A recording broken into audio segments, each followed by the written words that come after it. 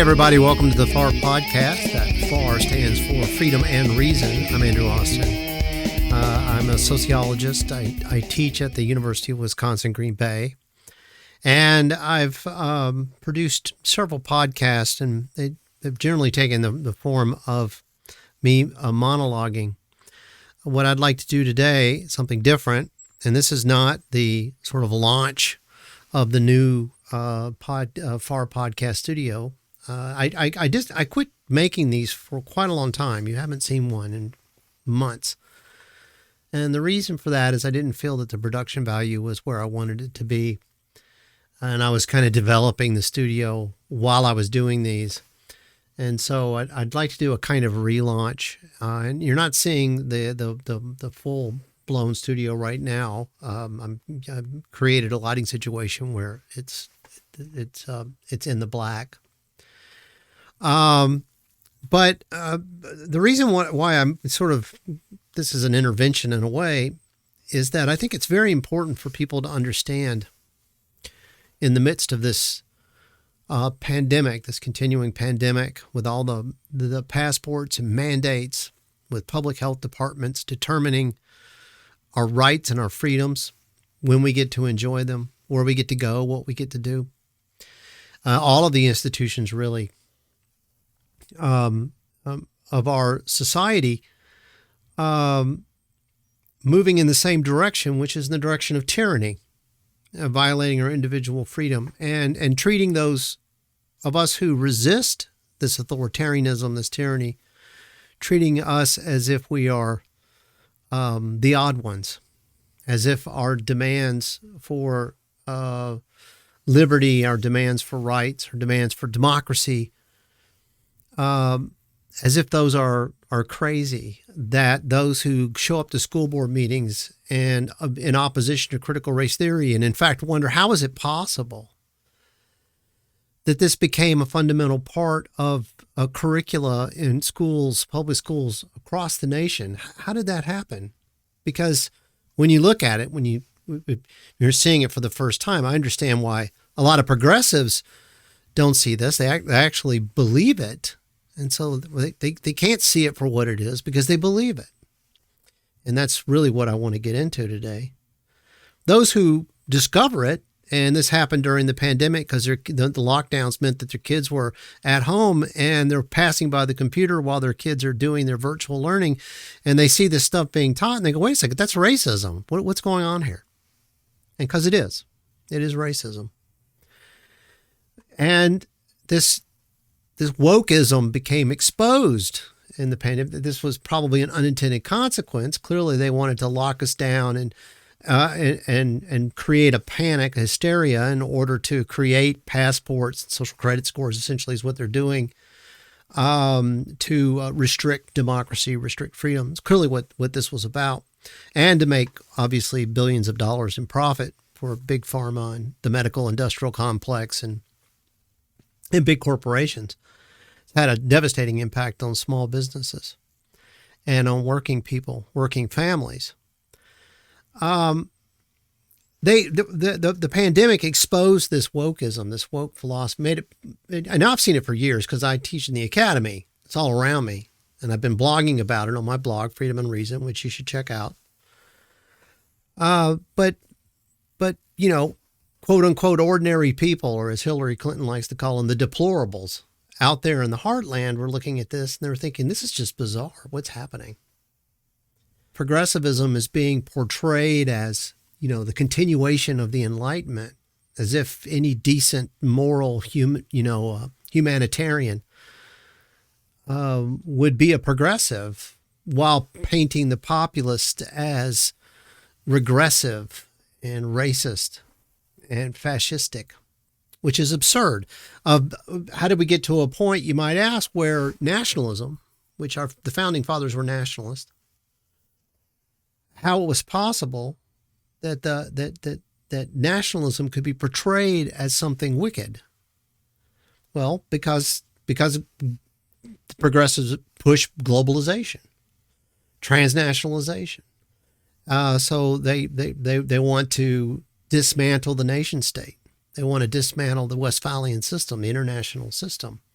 They want to usher in a system of global capitalism. They want the governmental structures and the legal structures that exist that support transnational corporate power. They want those to become global, to match the global economy. And they've been doing this for years. And those of us on the left, and that's a big part of what I want to talk to you about, I'm left wing. Those of us on the left, back in the 1990s, when I was in graduate school, I studied international political economy. And we were all hypercritical of globalization, of transnational corporate power, of all of this, NAFTA, the European Union, the World Trade Organization, etc.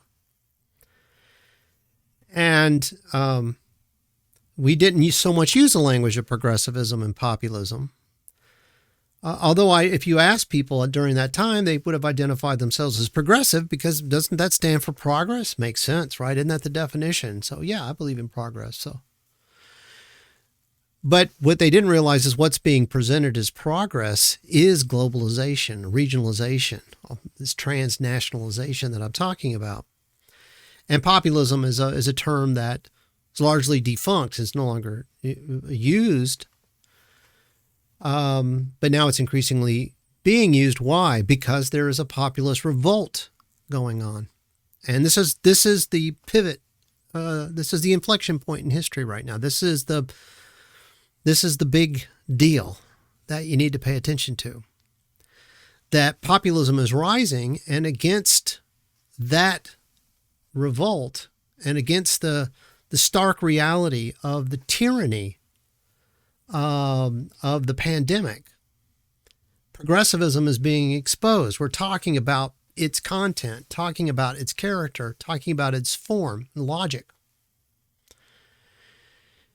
And so it's an ideal time to recover the true history of the United States. Now, this is something that I did a podcast several months ago, more than a year ago, I'm guessing by now, where I was really frustrated with Jimmy Dore and some others who kept saying, well, these people in Washington, they're betraying progressivism. We need to get back to progressivism, not realizing that they were in fact progressives. This is what progressivism looks like. The word they were looking for was populism. Thomas Frank recently in an interview, well, it's been a few months, talked about progressivism and populism as if they were the same things. And they're not. Glenn Greenwald, who I admire a whole lot, keeps referring to progressives as liberals and talking about the corruption of liberalism, what's happened to liberalism. But in fact, it's the populists who are liberal. Glenn Greenwald's a liberal. And that's the reason why he's gravitating towards populism. Why is Naomi Wolf gravitating towards populism, right? Why is Tulsi Gabbard gravitating towards populism? In fact, Jimmy Dore, we could go name lots of that. Tim Pool, you may remember him from Occupy Wall Street, citizen journalist, podcast, left-winger, gravitating towards populism. And of course, because they think populism is right-wing and progressivism is left-wing, then they're saying, well, we're abandoning the left. What they don't realize is that populism isn't left or right. That's not what it's about. It's not Democrat or Republican. Although the Republican Party is becoming more favorable to populism. So if you equate republicanism's a philosophy, if you equate the Republican Party to right-wing politics, then yeah, you move in that direction. Because they believe in small local government. They believe in small, unintrusive government. They believe in people being able to govern their communities, self-governance. That's what populism is about. Progressivism is about corporate statism. It's about technocracy. It's about the administrative state. And there's a lot of stuff I could talk about that I have to resist a digression into, because as a sociologist, of course, my temptation is to talk about Karl Marx and Max Weber, talk about C. Wright Mills, talk about the Frankfurt Scholars, and a whole group of scholars who are completely behind me. In other words, I'm not who are left wing. It's what's happened with progressivism is it's never been a left wing idea, and because people who self-identify as progressives see leftism as a noble thing, identify progressivism as left, and identify themselves as a left. That's part of the deception. That's what sweeps them up into corporate power. So Black Lives Matter is a good example, and I've written about this on my blog. Black Lives Matter is funded by corporations. It's a corporate front. It's not about the people. And it pushes an extreme racialistic essentialism. Why? To divide the working class. That's what critical race theory is all about. That's what Black Lives Matter is all about. That's what intersectionality is all about. It's about talking about all these identities while denying the foundational division in our society, which is social class. So what I want to do, and I've edited it down, it's a long speech given by Richard Grossman of the Program for Corporations, Law, and Democracy. And the talk is, it was given in February 2005. And it's important for you to understand that historical context because it's only gotten worse since then. The situation that he's describing, and when he's describing it at the time he's giving the speech, you're thinking, well, can it get any worse? I mean, he talks about 30 years ago in his speech, and 30 years ago, well, where does that put him, right? So then he said, we were quite hopeful that we could make certain changes, but then, we essentially lost everything in that 30 years. Well, now we're some years beyond 2005. And so what, so keep that in mind. The talk is called Corporate Law and Lore. And there's another talk that Grossman gives. You can find it online that has to do with, he talks about the whole question of sovereignty and corporate power. And he makes this very important point that corporations have always historically, they've existed even before capitalism. But they were always subject to a sovereign. And before the emergence of the liberal state, you had the monarchy, right, under absolutism. So you had a king or queen, right, some personal sovereign. And he would call corporations that were, he would delegate them some authority to do whatever. If they get out of hand, then he would call them before before the court, and he would demand that they explain themselves and change. Because ultimately the power was in the sovereign. Well, that's not good to have power concentrated such. It was great for bringing corporations to heel because you certainly don't want corporations running things. But we had a revolution. We had what was known as the Bourgeois Revolution, where we overthrew absolutist arrangements. We overthrew monarch, and we established liberal states. And there's still some kings and queens, but ceremonial and traditional sorts of things. And in fact, this is sort of overthrowing the monarchy was also overthrowing religion in the sense that you can still be religious, but there's no longer any state religion, overarching religion.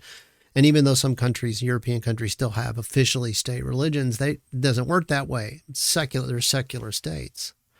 So this was a great revolution, and the promise was wonderful. And so, but the idea then is that, well, who are the corporations obligated to obey? They were obligated to obey the sovereign under absolutism. Now under capitalism, who are they supposed to obey? Well, they're supposed to obey the new sovereign, which is the citizen, you and me. And we can only enact the power of our sovereignty through democratic republican arrangements, through the nation state, the legal system. But what's happened is that corporations have taken over, and we now have a corporate state, and that is new. That is new historically. And this is what Grossman talks about. So in that earlier talk, this is from 1997, I believe, he talks about that whole development. And there's other scholars I could reference who talk about that development. It's often thought of as a lost history because people don't know this. They don't think about it.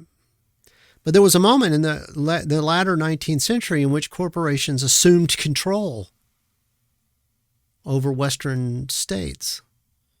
And the ideology that what they use to implement this is progressivism. The technocracy ruled through regulatory agencies, public health, and the FDA, and then later, right, the CDC, and all of these alphabet organizations. They're not democratic institutions. It's essential for you to grasp this true history in order for you to make a correct moral and political choice of comrades. How does it happen? How did people get so? Let me just say a few more things before I turn to the video. How did people get so mixed up on this? Well, this does go back to something that Karl Marx and Friedrich Engels observed a long time ago, back in the mid-19th century, where they said, the ruling ideas of any age are the ideas of the ruling class.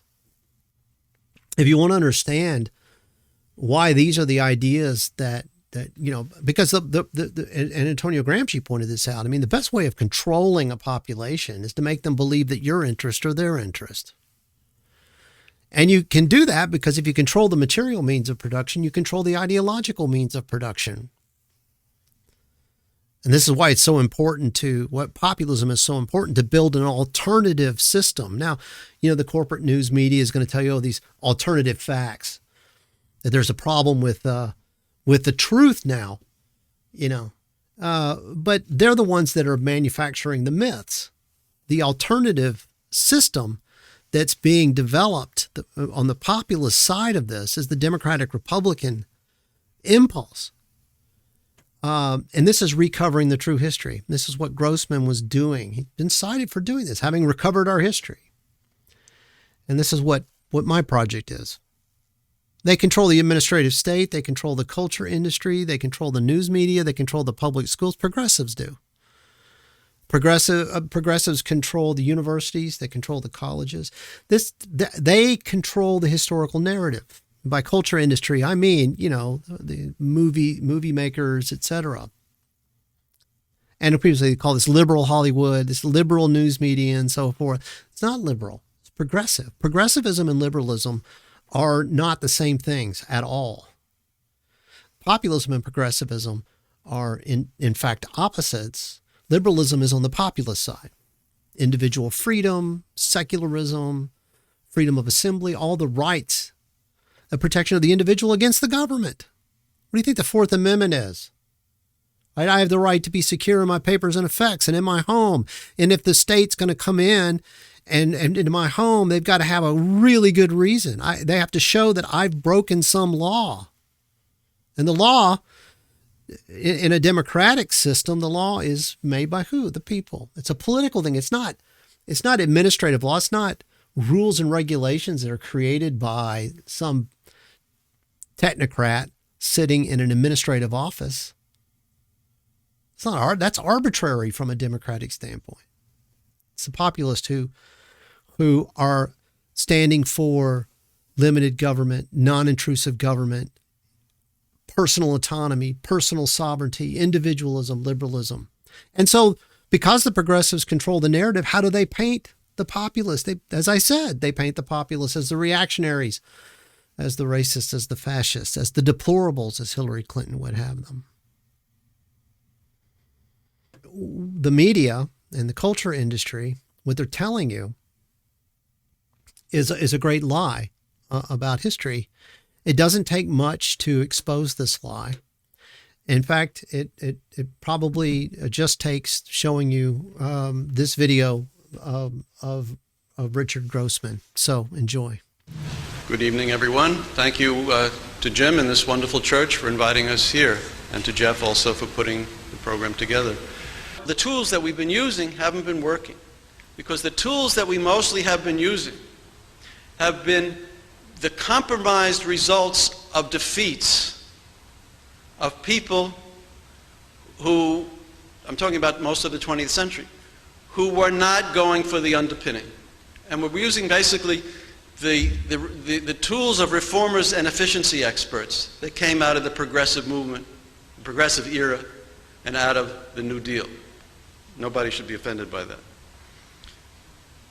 I think it's amazing how long people have gone in this country without provoking some really fundamental ferment of questioning how we resist, how we are being channeled.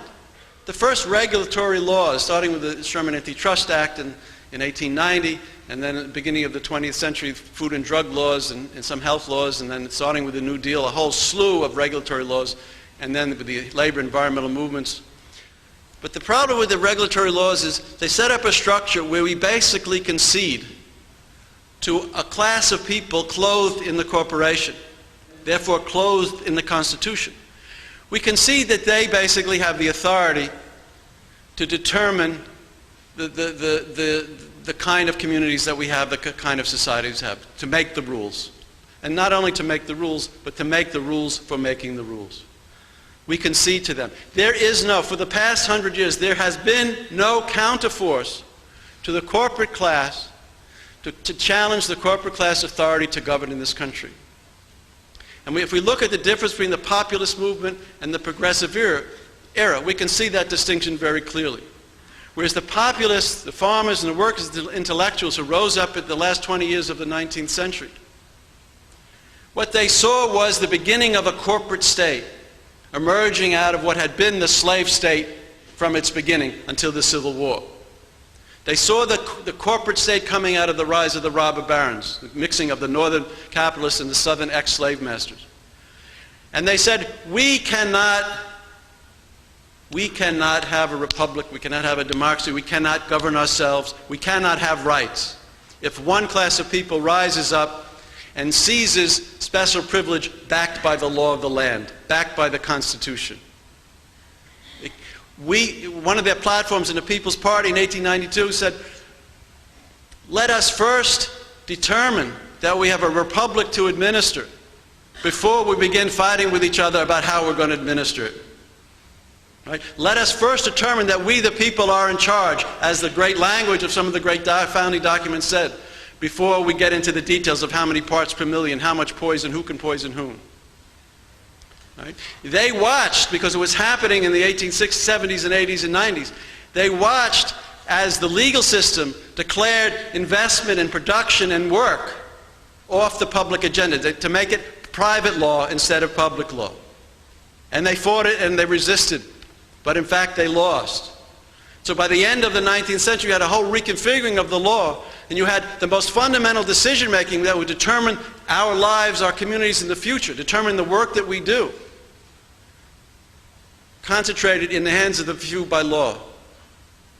And so when, in fact, they began to, the corporate lawyers, with the help of progressive leaders, began to set up the regulatory structure, they began to do that to channel us, the source of all political power in this country, the sovereign people, to channel us away from constitutional questions, away from fundamental questions of rights, who get rights, who defines what, who's in charge, who gets to wield the law against who gets to wield the might of the nation against who gets to wield the Constitution against who can hold up the Bible and say, this is the Word of God, this is the truth, you're the blasphemer, this is the way.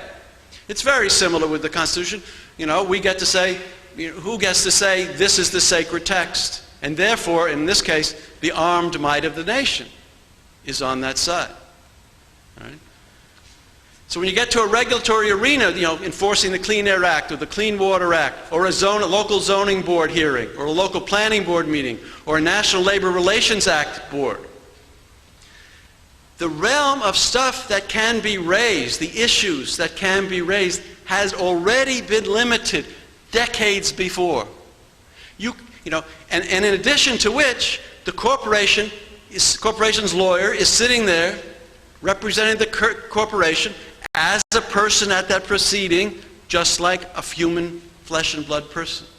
So in your little community, you got a problem at the zoning board. The corporation is sitting in your zoning board. It's sitting at your planning board. It's sitting at the EPA hearing. It's sitting at the appeals court hearing. And it's not just sitting there, just the lawyer by himself, sitting there with the accumulation of the law that had taken place across the previous generations.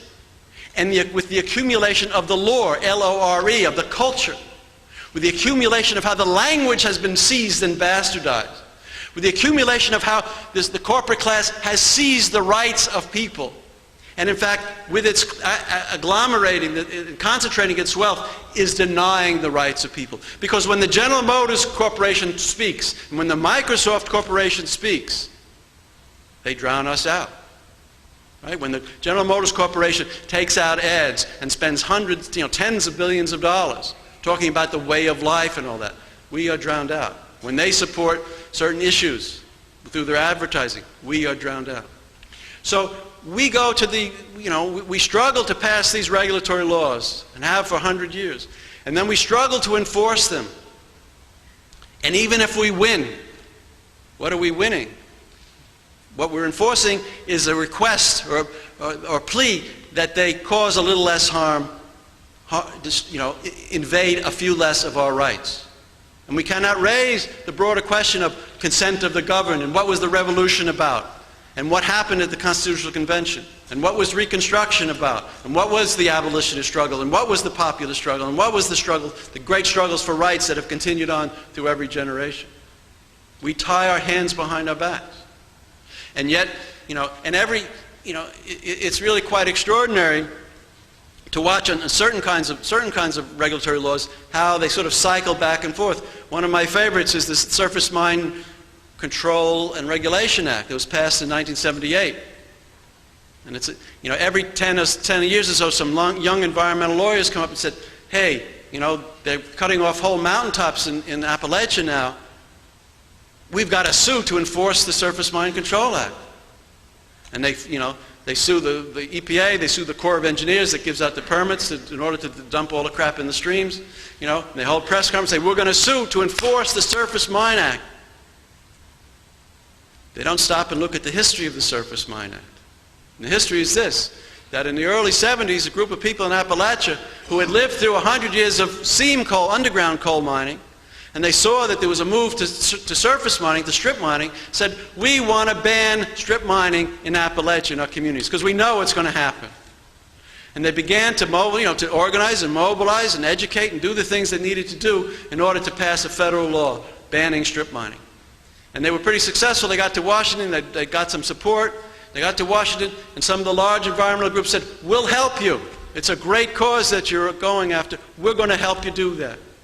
And they helped them, all right. They helped them write a law that regulated strip mining.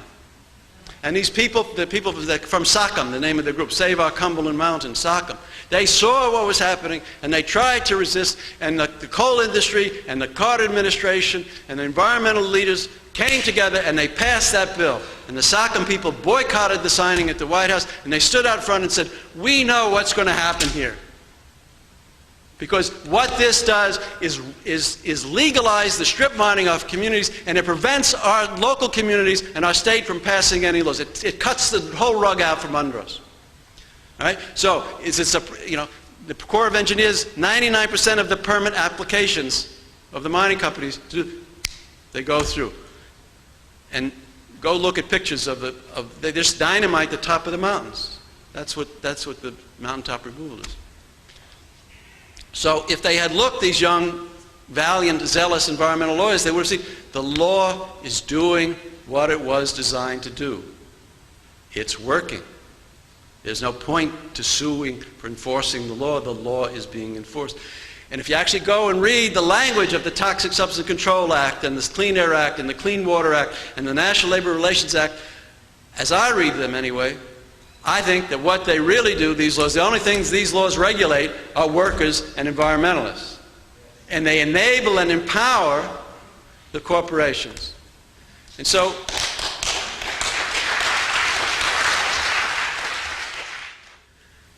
why is it that it's been so easy for a relatively few number of people to think up some really stupid ideas and then turn them into policy and law and reality? Think back to the couple of months leading up to the invasion of Iraq. There was enormous resistance in this country. It was organized. It was clear. It was on the streets. It was everywhere. It was vocal. People were very experienced. It made hardly a dent. Right? Why is it so hard? Was it so hard to stop that? And why was it so easy for a relatively few number of people to impose that policy? Think back over the years. Why did it take so long for almost every success in terms of right struggles in this country? We think back to the creation story about the Constitution that's most prevalent. One of the aspects of the creation story is, we had these wonderful people, the smartest set of people and the most committed set of folks in the history of the cosmos came together to write the nation's founding document. And they made a plan of governance which enabled for problems and disputes to be settled through politics, through elections, through the mechanisms of democracy, through the courts, so that there was no need to be like the Europeans, to have fights over everything. We could go through this. It was a rational way to do things. Why did it take 80 years to end slavery? Why did it take another 100 years to end Jim Crow? Why did it take how many generations for women to get the right to vote? Why did it take so long for labor unions to be undeclared criminal conspiracies? And why do working people still have so few rights? You work for a corporation, as soon as you cross the property line, you have no constitutional rights. So where does that come from? Why is it? I see a lot of gray hair in this room. I suspect a lot of you have been involved in all kinds of struggles over the last 30, 40 years. In energy and food, in transportation, in housing, in human rights. Why is it that we're so far from the sane and logical transitions in each of those realms that many of us almost could taste 30 years ago? What a lot of people envisioned was possible 30 years ago, we are so far from. Is that because most of the people in this country wanted the policies that we ended up having? How many people are clamoring for NAFTA and the WTO to nullify all kinds of things? How many people are clamoring for the Supreme Court to be nullifying laws? How many people demanded that we go from returnable glass bottles to throw away plastics? How many people demanded that? How many people are demanding more poisons in the air, more poisons in the food, genetic engineering of food? The masses of people are constantly rising up and saying, please give us all this stuff, right? So why is it that a relative handful of people have been able to determine and set the policies and keep us on the defensive and channel us into work, organizing year after year, so that even when we win, we don't win much? I think we have to think a lot about what's happened to our heads, the psychology of all this. The problem has nothing to do with corporate responsibility or corporate accountability or good or bad corporate citizenship and language of that kind. So I just put that aside. That's not relevant. And then I look at, legal and illegal. We have a lot of since some of the sort of most prominent catastrophes of the last 5 or 6 years, we have some of the big corporations like Enron and WorldCom being indicted for for breaking the law. And then we get the Sarbanes-Oxley bill passed that's going to take care of those abuses.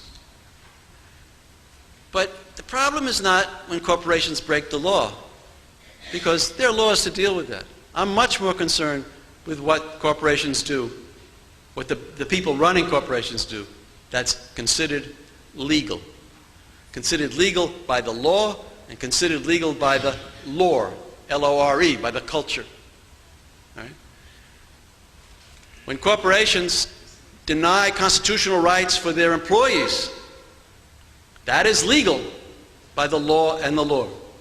When corporations pour their billions of dollars to bastardize the electoral process and the legislative making process, when corporations lobby, that's legal. When corporations write the Telecommunications Act of 1996, That's legal, right? Most of the harms, the rights denials, and the assaults are legal. When the DuPont Corporation spews X thousands of pounds or thousands of tons of known deadly chemicals into the air in the water every day, and their vice president says, we have a permit for this from the state of Delaware or the state of Michigan or the state of Washington, it's legal. You go and look in your state corporate code. Corporations shall have the rights of persons.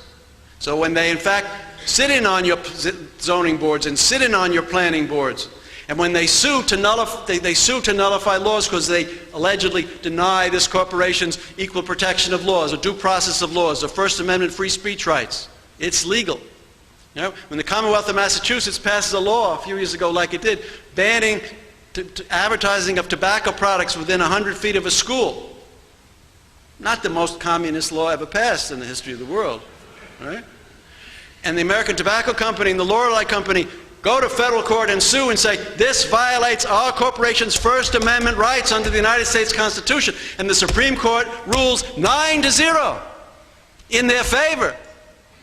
And that law is struck down. And those billboards go up next to the school. It's legal. It's a very long list.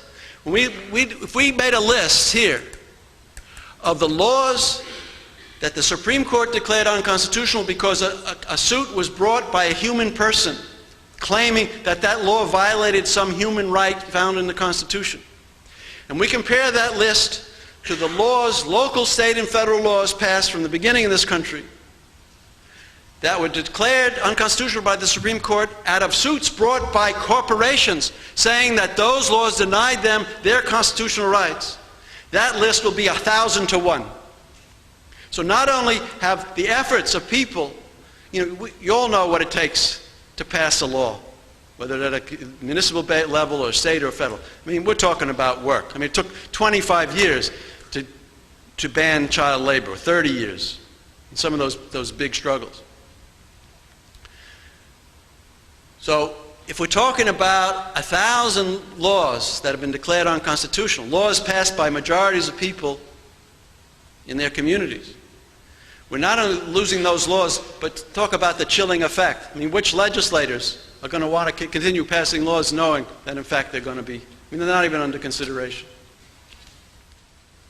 So the problem is what it is that these corporations, the men and women running these corporations, the corporate managers and agents, what is it they do that's legal and constitutional? They are fundamentally using the law and the Constitution and the culture that they have created to define our lives, to define what is it that's produced, how it's produced, what work is to be done, what's happening to the earth. And in with their ability to in fact be the government. I mean, I think what we have is a corporate state. We keep electing these people who've been convinced by the corporate culture over the last 100 years, who maybe went to Harvard, or maybe went to MIT, or maybe went to Stanford or the University of Washington, and they keep coming out. They're being taught that the essence of the goodness, the progress, and jobs, and liberty and freedom of this country is the ability to produce more and more and more of anything possible. And what makes that happen is the efficiency of the corporate system, the efficiency of the corporation, and it's private. And if we start interfering with that, if we let the people, the rabble, interfere with that, we'll destroy the whole thing. And there is no alternative. And so the AFL-CIO pours in tens and tens of millions of dollars, giving it to Democrats and Republicans who believe this, and then go to them after elect and say, please, in this instance, vote a little differently. And so do most of the environmental groups and human rights groups and all of that. We're helping them, giving all this money to elect these people. So we're not electing ourselves. We're not electing people who believe as we believe. Our aspirations, our work don't match our aspirations. And then we're surprised when people who believe what they believe and who are elected for what they believe and who are helped by the corporate state, we're surprised when they don't respond to what it is that we want. some of the great social political movements in this country, like the abolitionist movement and the populists, one of the things that makes them different from the work today, the single issue, endless defensive work, is that they really were focused on rights and self-governance. They really were about rethinking all of the stuff that we've been taught about what's good and what's evil and where jobs come from and what progress is and what we've been told. They're thinking back. They're looking back to past movements. They're trying to learn from what people had done. And I think, going back to the sort of the Bible and the Constitution, they're reading these documents for themselves and say, well, let's and getting together in groups and say, what does this mean? And, they're actually studying. The abolitionists, when they got together and focused on their program, they did not demand a slave protection agency. Right? That would have been very logical, right? Slave conditions were awful. If there had only been some government entity that would have, limited the punishments and set some rules and all that, it would have probably helped a lot of people's lives. But no, they defined it in a different way. And you know what? It took a couple of generations of work, of thinking, of talking, debating, of study to define it as they defined it. And how they defined it was, what slavery is in the United States was government fundamentally denying the rights of a whole class of people, so that the target of their work, and that was totally contrary to the notion of Republican form of government and inalienable rights and all the good stuff that we all learned in third grade. And so that the target of their work was not going to be the slave masters. They didn't go around negotiating with slave masters to be socially responsible. Right? They didn't go around with slave masters so they would sign voluntary codes of conduct. Right? They said, our fight is not with the slave masters because we're going to put you off the earth. But our focus is in fact our public officials, our public servants, its government. And therefore the arena is the village square and the arena is our legislatures. And they trained enough people out of this debate and drove them into the Congress and the House and the Senate, so that when in fact the Civil War had destroyed the trappings and substance of the slaveocracy in the South, and there was an opportunity to change the Constitution, they drove the 13th and 14th and 15th Amendments into the Constitution of the United States. Because they were ready, they had thought about it, they knew what they needed to do. And then you had a flourishing of a moment, a historical moment for a decade or so, with Reconstruction and the amendments and laws that were passed in Congress. Which some people call a Second American Revolution. It was sort of the intermediate between the slave state and the rise of the corporate state, when people actually tried to build a democracy state, as some people had intended from the beginning, to be characterized by free labor, no wage slavery to replace chattel slavery. And unfortunately that was crushed. Right? So you drive the 13th Amendment into the Constitution, which abolishes involuntary servitude. It was called the Glorious Labor Amendment. And it was applied to, at the time, white workers understood it applied to them. And what it was about was that there should be no slavery in any form in this country. That we were to be free. The self-governing people were to be free, with no limits on what we could do to govern ourselves. And we passed the 14th Amendment, barring states from denying equal protection and due process of law to people. And Reconstruction was about doing all kinds of extraordinary things, opening up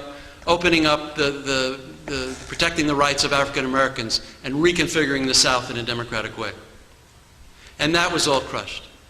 And then you had the irony, the worst in irony, is that the 14th Amendment became one of the primary tools for the corporate class to clothe itself in the Constitution of the United States. So think of it this way. You got a people's movement, one of the greatest, noblest people's movement in the history of the earth, driving the struggle to end slavery in this country and into the Constitution. across several generations. It took a lot of blood, a lot of suffering. And out of that blood and suffering and struggle, they drive it into the Constitution of the United States. They drive it into the culture, the notion that slavery is abhorrent. And that you cannot have a democracy when anybody's enslaved, when the law is denying the rights of some people in order to help other people. And only 20 years later, you get some judges on the Supreme Court without even a drop of sweat coming down their brow, taking the 14th Amendment and just wrapping it around the corporate class, enabling them to wield the Constitution against us over 100 years later. 100 years of accumulated corporate state law. We've had 100 years of accumulated corporate state law. They have rewritten our creation story. They have gotten into our minds. They channel our thinking. They channel our civic activism. They diminish our aspirations. We don't talk about what we really want. We think about, oh, maybe this is the best we can do.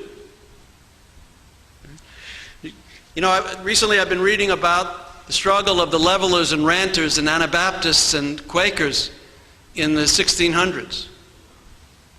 And it's extraordinary how much that struggle, everything about it, it reminds me of the populist struggle. Because here you had people, and this was the time, the 1600s in England. You had a revolt against the monarchy. You had the beheading of King Charles in 1840. You had the Glorious Revolution. And some of the upper class people who were trying to get Charles out needed the rabble. And so they helped to embrace some of the rabble in that struggle, as long as they needed him, just as happened in the American Revolution. And yet this was not an ordinary rabble. And what you had was ordinary people at the time who've been forced off their land by enclosures, who've been pressed into merchant marine and into the East India Company ships, who have been subject to enormous violence, actually starting to ask questions about what they had been taught.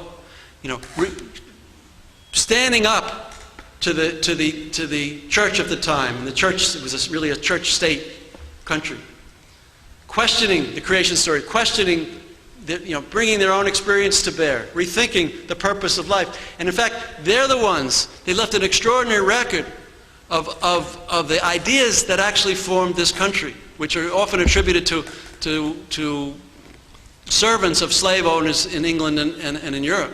The notion of consent of the governed and inalienable rights and trial by jury and no cruel and inhuman punishment, and a man's home is his castle, and freedom of speech and freedom of thought and freedom of assembly. That's the kind of ideas that they were putting forward. And so after the king had been beheaded, and after the new nobles took over, they had no need for this rabble, and they wiped them out, and they wiped out a huge amount of that history. And the same thing happened after the populists. What did we have after the populists were crushed at the end of the 1900s? We have the movement for the next 15 years or so that's called the Progressive Era. And we learn more about that in school than we learn about the populists.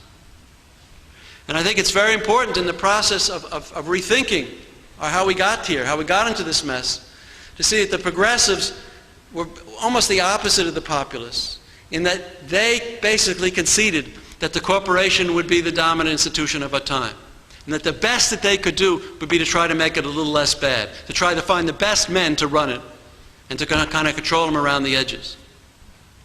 And so when we got to the New Deal during the Great Depression, it's very important, I think, to understand that it was, in fact, the progressive agenda that the New Deal picked up and not the populist agenda. And so what I learned in school, what I learned through the culture, is that, in fact, there was a constitutional revolution during the New Deal. And I think that's way overstated. In fact, none of the issues that we're talking about that gave rise to the corporate state, that enables the corporation to claim constitutional rights and to use the state to wield those rights against us, against our communities, against the animals and plants and the rivers and trees and the mountains, none of that was even challenged. It wasn't on the table.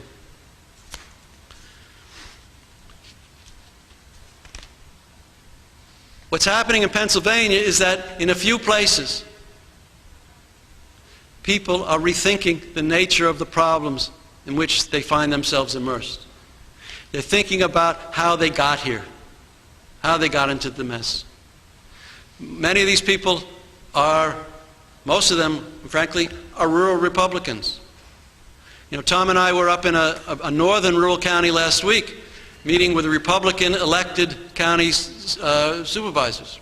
And if something very funny happened, they were there because they're in danger of having one of their hills strip mined, and they've been fighting it for a while.